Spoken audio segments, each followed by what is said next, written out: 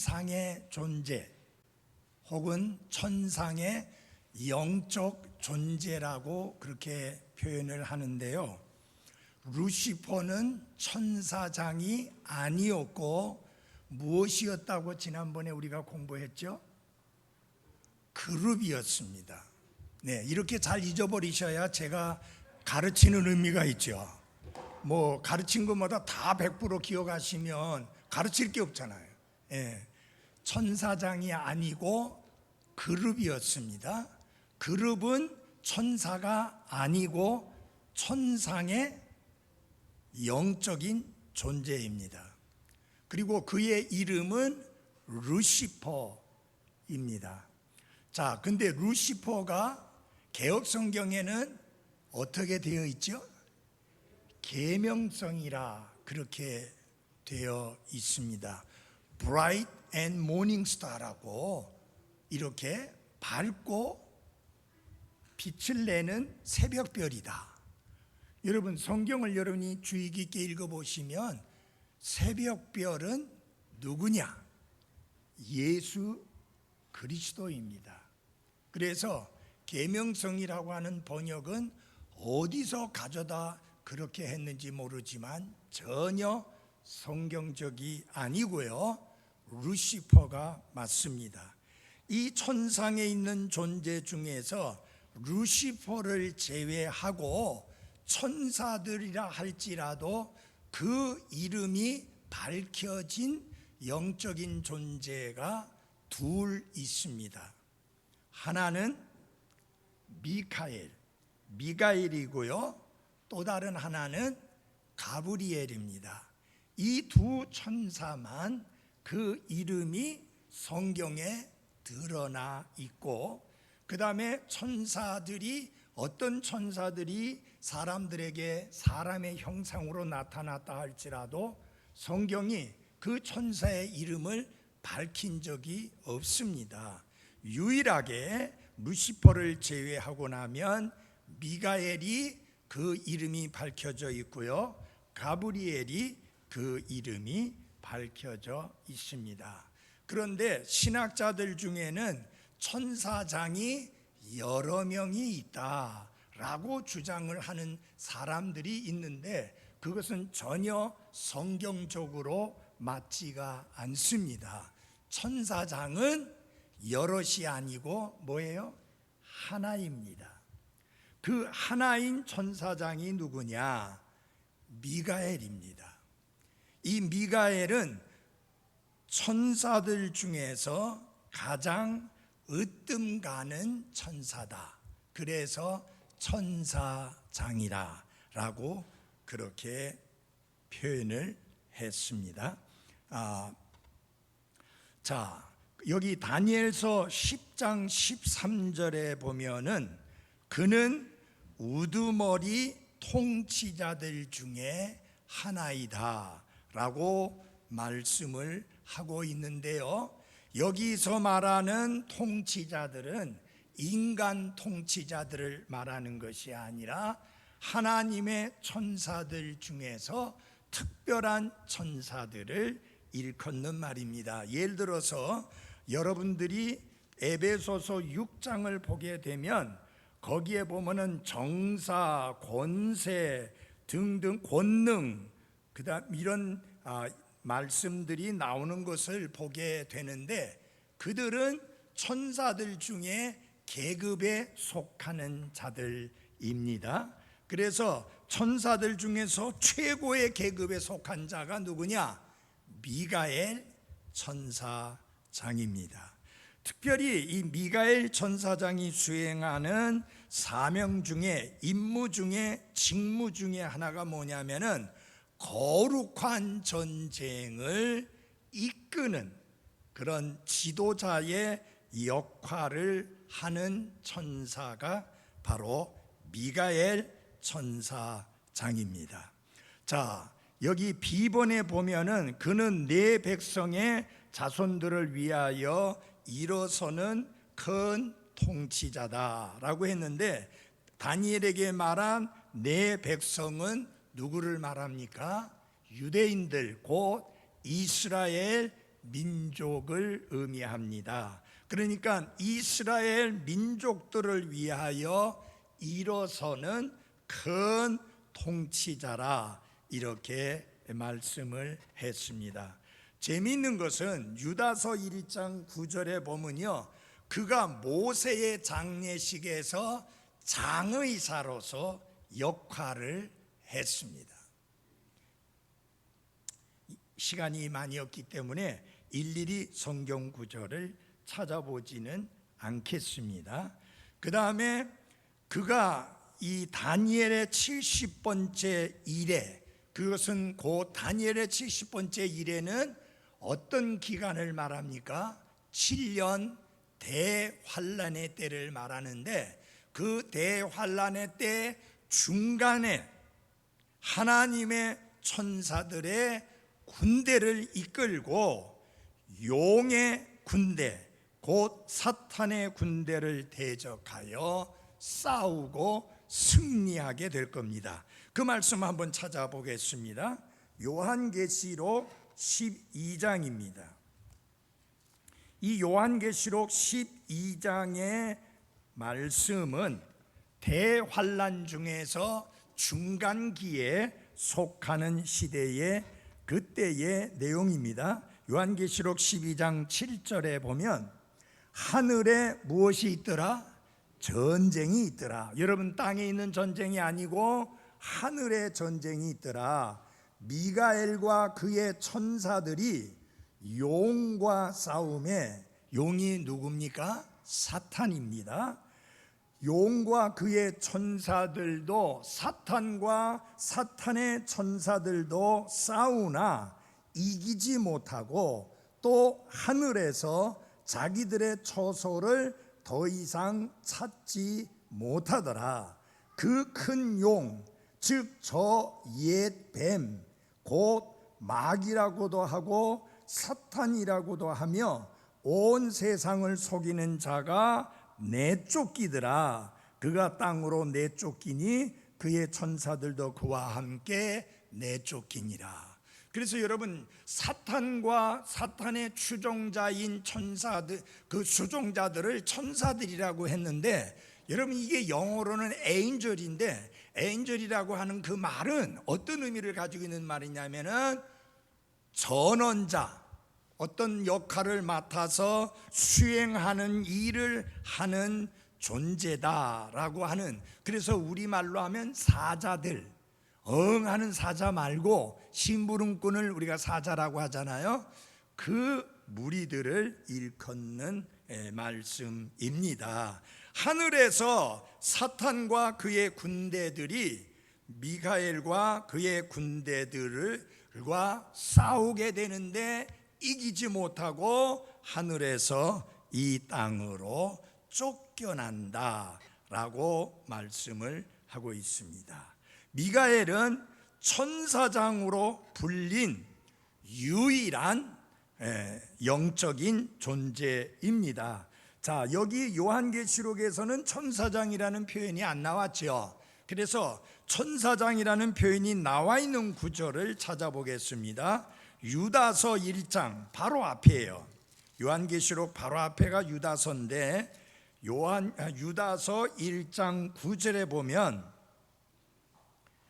그러나 천사장 미가엘도 모세의 몸에 대하여 마귀와 다투며 논쟁할 때에, 거기 보면은 천사장 미가엘이라 그렇게 말씀하고 있어서 성경에 천사장 아무개라고 불린 그 천사는 미가엘이 유일합니다. 그러므로 천사장은 여럿이 있는 것이 아니라 천사장은 오직 하나인데, 그가 누구냐? 미가엘입니다. 이 미가엘이 천사장이라고 그렇게 불렸습니다. 자, 그런데 데살로니가전서 4장 16절에 보면은 이런 말씀이 나옵니다. 데살로니가전서 4장 16절. 자, 거기 보면은 주께서 호령과 그 다음에 뭐가 나와요? 천사장의 음성과 라고 말씀을 하고 있습니다. 그러므로 천사장 미가엘이 예수 그리스도께서 다시 오시고 교회가 들리움을 받는 그 휴거를 전하고 알리는 역할을 할 것이다. 왜냐하면은 거기 보면은 천사장의 음성 그랬는데 아까 말씀드렸죠? 천사장이 여러 명 있는 것이 아니라 천사장이 하나뿐이다. 그러면 여기에서 천사장의 음성 했으니까 이게 누가 그 말을 하느냐? 미가엘이 그 말을 하게 되는 것입니다. 여러분, 항상 왕이 행차를 하게 되면은 반드시 그 앞에서 소리를 치며 왕이 오신다, 왕이 행차한다 라는 것을 알리는 사람들이 있잖아요. 천사장 미가엘이 예수 그리스도께서 영광 가운데 재림하신다 라고 하는 소리를 알리게 될 것입니다. 자, 그 다음에 이름이 드러나 있는 가브리엘 천사입니다. 자, 가브리엘은 주로 어떤 역할을 감당하는 천사이냐? 그는 천사장이 아닙니다. 말씀드린 대로 미가엘만 천사장이고 가브리엘은 천사인데 그 이름이 드러나 있는 천사입니다. 그런데 이 가브리엘의 특징은 뭐냐? 기쁜 소식, 좋은 소식, 이 땅의 기쁜 소식, 좋은 소식을 알리는 역할을 하는 천사다. 인류의 역사를 바꿀 수 있는 가장 중요한 소식을 사람에게 전달하는 임무를 가졌던 영적인 존재인 가브리엘. 자, 여러분, 가장 중요한 소식, 역사를 바꾸는, 인류의 역사를 바꾸는 가장 좋은 소식이 뭡니까? 너희를 위하여 구원자가 나셨으니 곧 예수 그리스도시다. 즉 예수 그리스도의 탄생을 알리는 것이야말로 인류의 역사를 바꾸는 가장 중요한 소식입니다. 그래서 먼저 이 구절을 보도록 하겠습니다. 누가복음 1장 19절입니다. 누가복음 1장 19절입니다.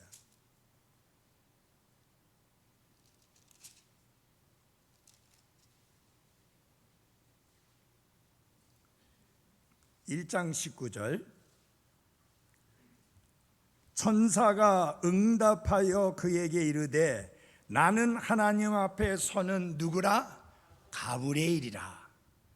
여러분, 그는 결코 천사장 가브리엘이라 그렇게 말하지 않았습니다. 그냥 가브리엘이라 라고 말했습니다. 그래서 여러분, 절대로 가브리엘은 천사장이 아닙니다. 유일하게 천사장은 미가엘 뿐입니다. 이 기쁜 소식을 내게 말하며 내게 보이기 위해 내가 보내어 졌느니라 라고 말씀합니다. 그 말씀은 결국 뒤에서 쭉 보시게 되면 26절에 보면 여섯째 달에 천사 가브리엘이 하나님에 의해 나사렛이라는 갈릴리의 도시로 보내어져서 그렇게 말씀이 되고 있고요. 그 다음에 보면은 30절입니다. 그 천사가 누구예요? 가브리엘이 그녀에게 이르되 마리아야 두려워하지 말라 내가 하나님께 호의를 입었느니라 보라 내가 내 태에 수태하여 아들을 낳고 그의 이름을 예수라 하리라. 그러므로 예수 그리스도의 탄생의 기쁜 소식, 그 좋은 소식을 전해준 천사가 누구라고요? 가브리엘 천사입니다. 이 가브리엘은 아주 중요한 역할을 감당하는 것 중에 하나가 이렇게 기쁘고 좋은 소식만 전하는 것이 아니라 어떤 하나님께서 보여주신 내용에 대하여서 이해하고 깨닫고 알 수 있도록 설명하는 역할을 감당했던 그 천사가 또한 가브리엘입니다. 그래서 다니엘서 8장 15절로부터 21절까지 보면은 숫양, 숫염소의 환상이 무엇을 의미하는지 설명을 해준 게 가브리엘 천사입니다. 그 다음에 그는 다니엘에게 70일의 위대한 예언을 전해 주었는데 이것과 관련해서 좀 말씀을 보겠습니다. 구약성경 다니엘서 9장 20절을 찾아주십시오.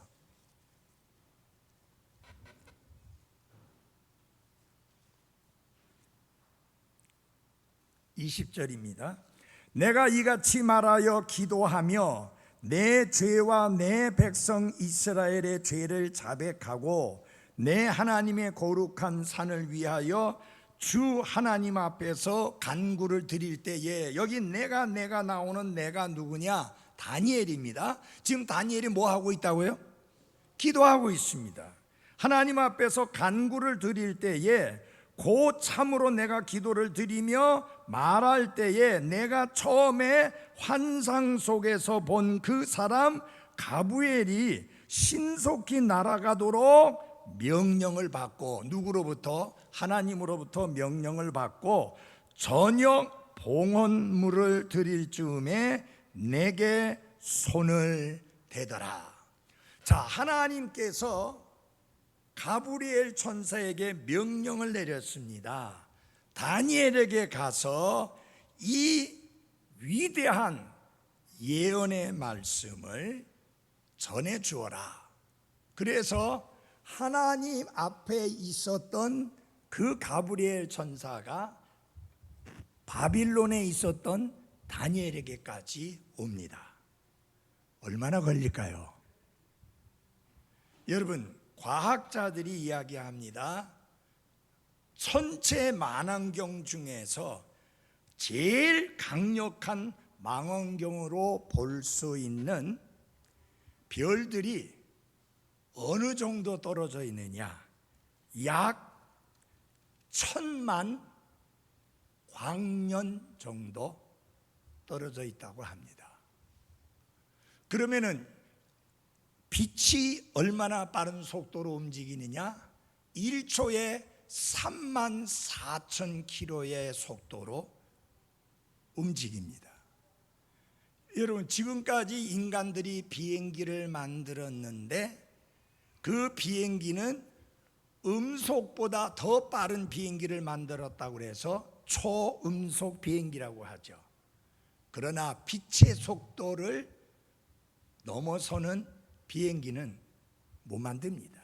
왜냐하면 1초에 34,000km, 그러니까 지구를 7바퀴 반 도는 속도로 가는데 그걸 무슨 재간으로 인간이 만들어냅니까?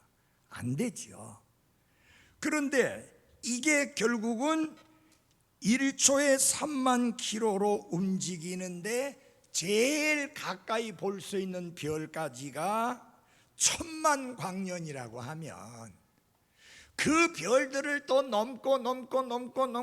넘어서 그 우주 바깥에, out of space, 그 우주 바깥에 셋째 하늘이 있는데 거기서 다니엘에까지 오는데 다니엘의 기도가 끝나기도 전에 도착했어요. 가브리엘이. 그렇게 빠른 속도로 움직일 수 있는 게 여러분 바로 가브리엘 천사입니다. 1광년을 가면 어느 정도 갈 수 있느냐? 10조 킬로미터를 갑니다. 그래서 왜 광년이라는 말을 쓰게 되느냐? 이걸 동그라미로 표시를 하면 동그라미를 너무 많이 붙여야 되기 때문에 사람들이 킬로미터 이렇게 하다가 광년이라는 표현을 쓰게 된 것입니다. 이해하십니까?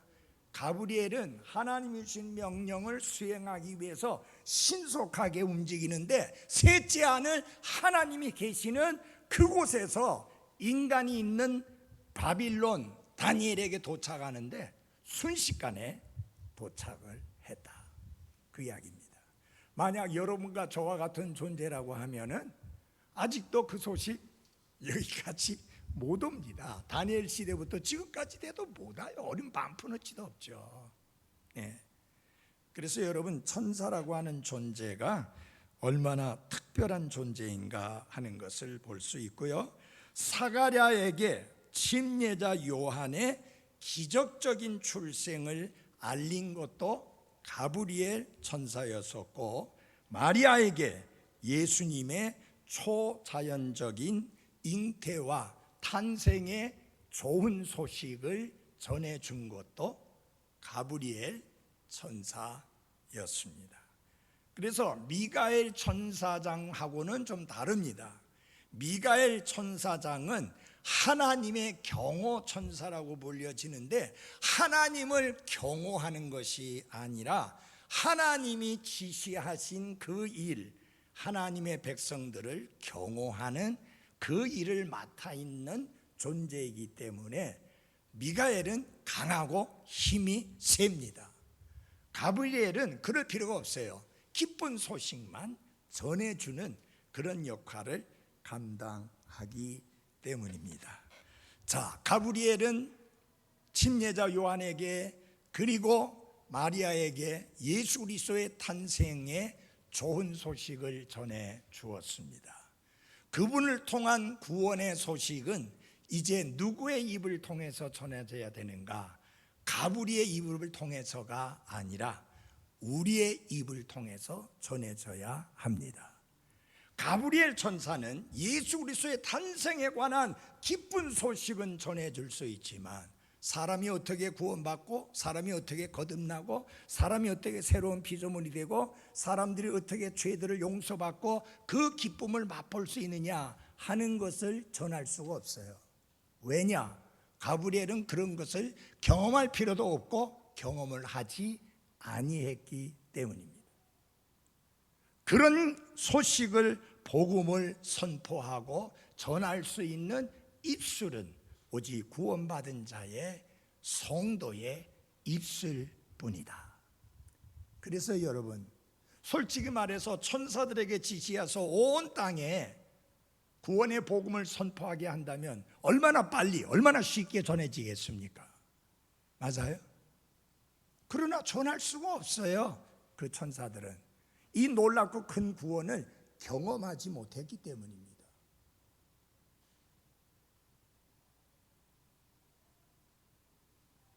그러나 7년 대환란 중에 천사가 복음을 전한다고 했는데, 그 복음은 The Gospel of the Kingdom, 왕국의 복음인데 그건 구원과 상관이 없어요. 왕이 오신다, 그건 전할 수 있는 거예요. 소식이니까. 그러나 구원의 놀라운 경험을 하지 못한 천사로서는 이 놀랍고 큰 구원의 소식을 전할 수가 없습니다.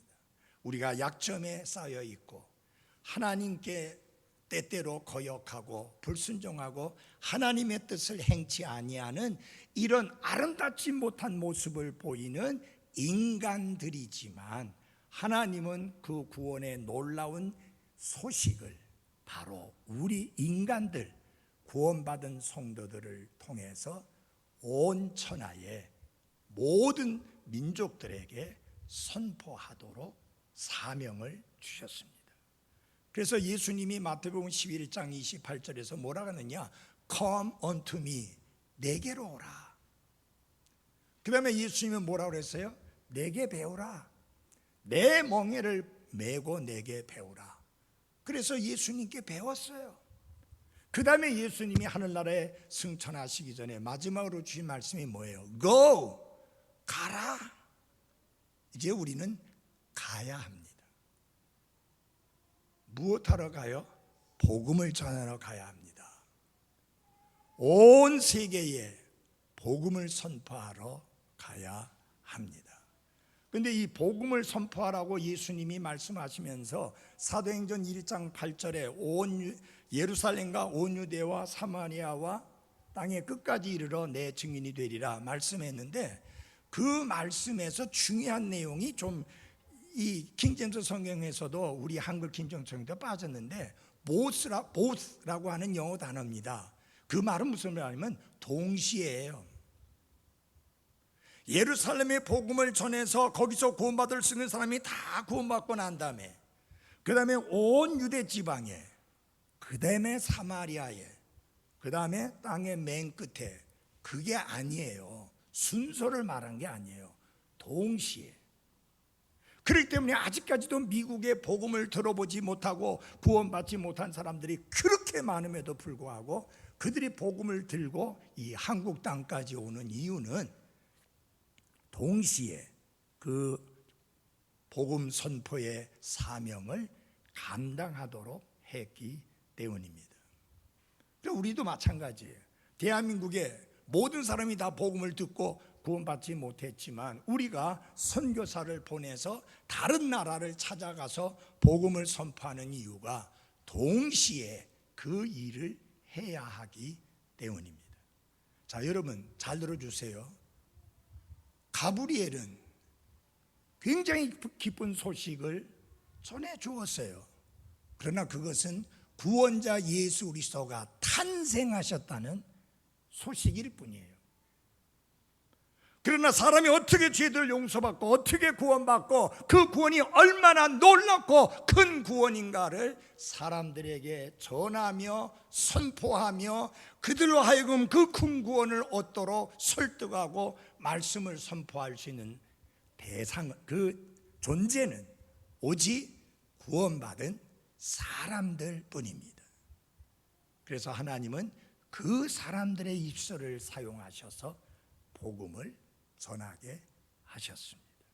그렇기 때문에 우리의 책임이 무겁고 중요한 것입니다. 자, 하늘의 군대에 대해서 좀 잠깐 살펴보십시다.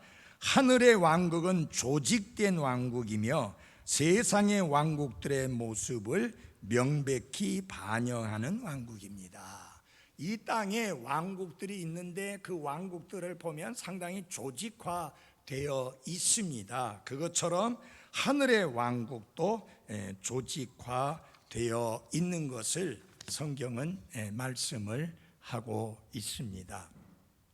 자, 다니엘서 11장 1절에 보면은 영적 존재들이 세상의 통치자들을 굳건히 하고 강하게 할 수 있음을 보여줍니다. 그리고 이 영적 존재들이 위기의 순간에 자기들의 나라들을 위해서 일어날 수 있는 것도 보여줍니다. 근데 제가 지금 다른 것은 그렇게 큰 의미가, 중요한 의미를 갖고 있지 않아서 한 가지만 말씀을 드리고 정리하겠습니다. 에베소서 1장 21절을 열어주십시오. 에베소서 1장 21절입니다.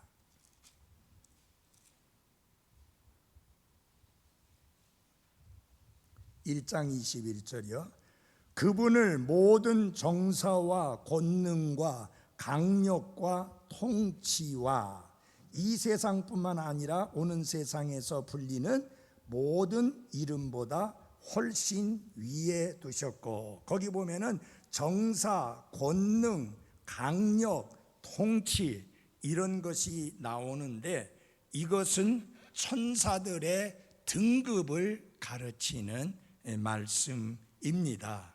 그래서 우리가 성경을 보게 되면은 일반적인 천사들 사이에 분명한 구분을 두고 있어서 등급이 있음을 말씀을 하고 있습니다. 그러나 정확하게는 뭐가 뭐보다 위의 등급이고 이런 것을 성경은 구체적으로 설명하지 않았기 때문에 알 길은 없는데, 여러분 사탄의 특징이 뭐예요? 모방하는 일에 뛰어나는 거예요.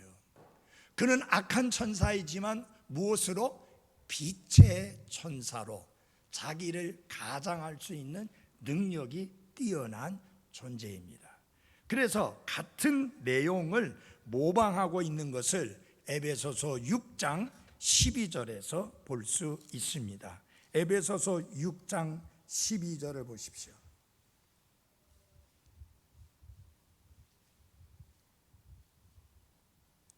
우리는 살과 피와 맞붙어 싸우지 아니하고 정사들과 권능들과 이 세상 어둠의 치리자들과 높은 초소들에 있는 영적 사악함과 맞붙어 싸우느니라.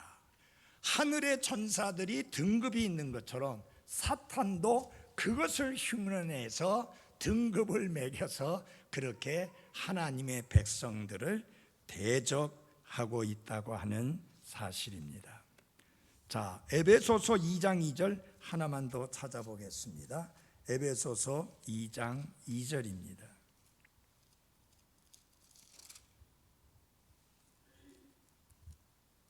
에베소서 2장 2절입니다.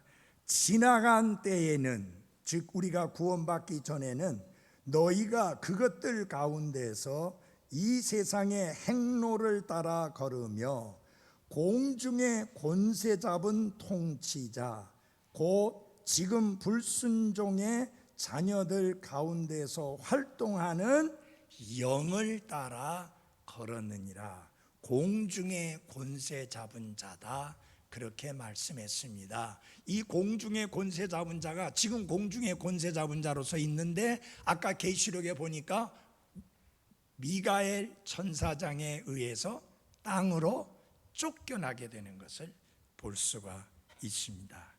한 가지로 여러분과 제가 주의하고 경계해야 될 것이 있습니다.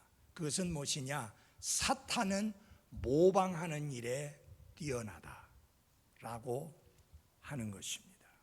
아까 우리가 미가엘 천사장에 대해서 배웠는데, 미가엘 천사장은 하나님께 지음받은 창조물입니다.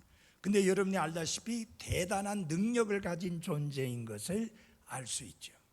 그래서 여호와의 증인들은 예수님이 미가엘과 같은 존재다 라고까지 거짓말로 가르치고 있습니다. 여러분, 미가엘은 예수님에 의하여 지음받은 존재일 뿐입니다. 예수님 자신은 창조자이십니다. 모든 것이 그분에 의하여 창조되었고 뿐만 아니라 그분을 위하여 창조되었습니다.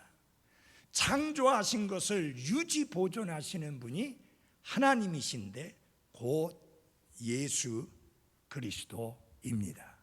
그분은 우리의 존귀와 영광과 찬양을 받으시기에 합당하신 하나님이십니다.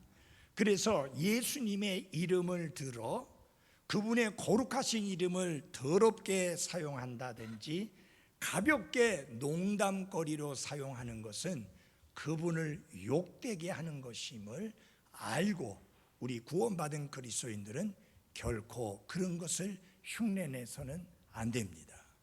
왜 기독교가 기반이 된 미국에서 예수 그리스도의 이름과 관련된 욕지거리를 그렇게 많이 하는지 이해가 안 갑니다. 여러분, 그냥 평범하게 Jesus Christ 하게 되면 예수 그리스도 이렇게 됩니다. 근데 열받아가 화를 내면서 Jesus Christ 할 때는 욕이에요.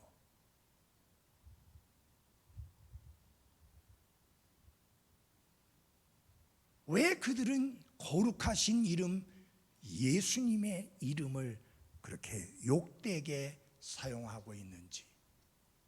구약시대 같으면 그런 사람 바로 죽어요. 하나님 바로 손대. 이 은혜의 시대, 이 신약 시대에는 하나님이 그렇게 빨리빨리 손을 대지 않는다 해서 그렇게 악을 행하는 것을 두려워하지 않는 그런 어리석음을 보여서는 안 됩니다. 우리가 빌립보서에서도 그렇고 아까 에베소서에서 그렇게 말씀을 보았습니다. 모든 이름들 위에 가장 뛰어난 이름을 주신 분이 누구냐? 예수 그리스도입니다. 우리 다 같이 빌립보서 2장을 찾아보고 잠깐 쉬고 11시 10분에 예배드리겠습니다. 빌립보서 2장 9절 10절입니다. 11절까지. 그러므로 하나님께서도 그분을 높이 올리시고 그분은 예수 그리스도이십니다. 모든 이름 위에 있는 이름을 그분에게 주사, 어떤 이름이든지 간에 그 이름이 아무리 높은 이름이라 할지라도 그 이름 위에 예수님을 두시고 하늘에 있는 것들과 땅에 있는 것들과 땅 아래에 있는 것들의 모든 무릎이 예수라는 이름에 굴복하게 하시고 또 모든 혀가 예수 그리스도는 주시라고 시인하여 하나님 아버지께 영광을 돌리게 하셨느니라. 여기서 보면은 예수라는 이름에 굴복하게 하시고, 여러분 예수라는 이름은 천한 이름이고 흔한 이름이고 멸시받던 이름이고 조롱받던 이름입니다. 여러분 잘 아시잖아요. 나사렛 예수 할 때 예수라는 말 자체도 사람들이 가볍게 여겼는데 거기다 나사렛까지 붙으면 그 동네가 멸시받던 동네인데 그 두 개가 붙으면 너무 멸시받는 이름이에요. 그들이 멸시하고 조롱하고 비웃고 가볍게 여겼던 그 이름 앞에 모든 무릎을 꿇게 하신다. 여러분, 지금 예수 그리스도를 믿지 아니하고 구원자와 주님으로 받아들이지 않았던 자들이 마지막 날에, 심판 날에 그 예수님의 이름 앞에 무릎을 꿇게 되고 구원받는 건 아니지만 그분은 주님이라고 고백을 할 수밖에 없는 날이 오게 됩니다. 그날이 오기 전에 이 땅에서 예수님은 나의 구원자요 나의 주님이라고 고백하는 여러분은 복 있는 사람들입니다. 11시 10분에 뵙겠습니다.